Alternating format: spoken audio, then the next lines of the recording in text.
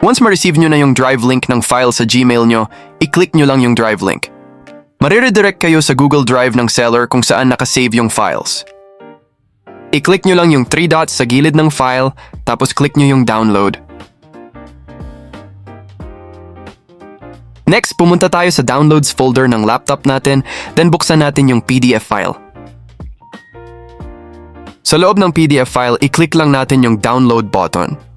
Kapag may lumabas na window na ganito, i-click nyo lang yung Allow. After that, mariredirect kayo sa browser kung saan kailangan nyo lang i-click yung Make a Copy button. Pagkatapos nyong i-click, automatic na mag-o-open yung spreadsheet. Kung hindi man ito kusang mag-open, pumunta lang kayo sa Google Drive ng Gmail account nyo, hanapin yung copy ng spreadsheet at buksan ito. Ang unang dapat nating gawin pagkatapos ma-open ang spreadsheet ay i-authorize ang Google Apps script para gumana ang lahat ng clickable buttons at automation ng spreadsheet.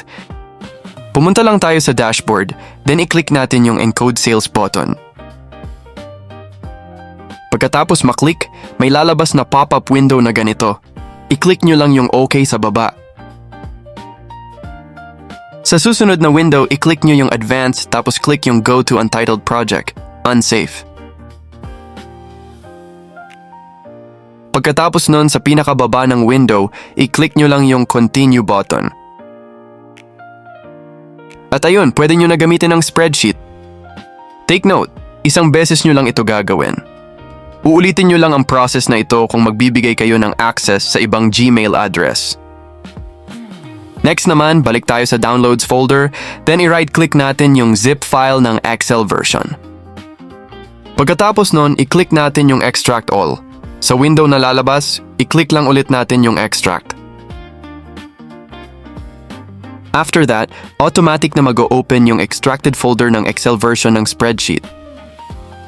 Bago natin ito buksan, i-right-click muna natin yung Excel file, then i-click natin yung Properties. Sa window na lalabas, i-check or i-tick lang natin yung Unblock box, then i-click yung Apply at pagkatapos click OK. Pagkatapos nun, pwede nyo na itong buksan at gamitin.